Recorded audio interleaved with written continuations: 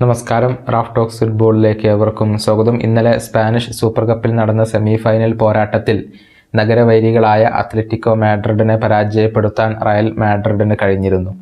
3-5 ഗോളുകൾക്കായിരുന്നു ഈ മത്സരത്തിൽ റയൽ വിജയം നേടിയത്. തികച്ചും ആവേശകരമായ ഒരു മത്സരമായിരുന്നു സൗദി അറേബ്യൻ ക്ലബ്ബായ അൽ നസറിൻ്റെ മൈതാനത്ത് വെച്ചുകൊണ്ട് നടന്നിരുന്നത്. അടിയും തിരിച്ചടിയും കണ്ട മത്സരം അധിക സമയത്തിന് ശേഷം അഥവാ എക്സ്ട്രാ ടൈമിന് ശേഷമാണ് അവസാനിച്ചിട്ടുള്ളത്. ഈ മത്സരത്തിൽ അത്ലറ്റിക്കോ മാഡ്രിഡിന് വേണ്ടി ഗോൾ നേടാൻ ഫ്രഞ്ച് സൂപ്പർ താരമായ ആന്റോയിൻ ഗ്രീസ്മാന് സാധിച്ചിരുന്നു. മത്സരത്തിൻ്റെ 37-ാം മിനിറ്റിലാണ് ഗ്രീസ്മാൻ കിടിലൻ ഗോൾ നേടിയത്.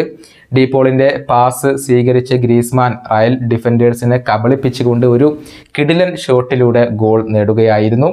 ഈ ഗോൾ ചരിത്രത്തിൽ ഇടം നേടിയിട്ടുണ്ട്. അതായത് അത്ലറ്റിക്കോ മാഡ്രിഡിൻ്റെ ചരിത്രത്തിലെ എക്കാലത്തെയും മികച്ച ഗോൾ വേട്ടക്കാരനായി മാറാൻ ഈ ഗോളിലൂടെ ഗ്രീസ്മാന് കഴിഞ്ഞിട്ടുണ്ട്. 174 ഗോളുകളാണ് അത്ലറ്റിക്കോ മാഡ്രിഡിന് വേണ്ടി ഗ്രീസ്മാൻ ഇതുവരെ സ്വന്തമാക്കിയിട്ടുള്ളത്. 2019 ഇദ്ദേഹം ക്ലബ്ബ് വിട്ടുകൊണ്ട് ബാഴ്സലോണയിലേക്ക് പോയിരുന്നു. പക്ഷേ 2021 ഇദ്ദേഹം അത്ലറ്റിക്കോ മാഡ്രിഡിലേക്ക് തന്നെ തിരിച്ചെത്തുകയായിരുന്നു. തൻ്റെ ഈ ഒരു സെക്കൻഡ് സ്പെല്ലിലാണ് ഈ നേട്ടം അദ്ദേഹം കരസ്ഥമാക്കിയിട്ടുള്ളത്. 173 ഗോളുകൾ ക്ലബിന് വേണ്ടി നേടിയിരുന്ന ലൂയിസ് അരാഗോനസിനെയാണ് ഗ്രീസ്മാൻ മറികടന്നിട്ടുള്ളത്. പക്ഷേ ഈ ഒരു റെക്കോർഡ് നേട്ടത്തിനിടയിലും തോൽവി താരത്തെ നിരാശനാക്കിയിട്ടുണ്ട്.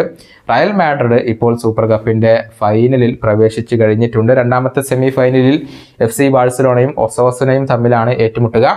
ആ മത്സരത്തിലെ വിജയികളെയാണ് റയൽ മാഡ്രിഡ് കലാശ പോരാട്ടത്തിൽ നേരിടുക.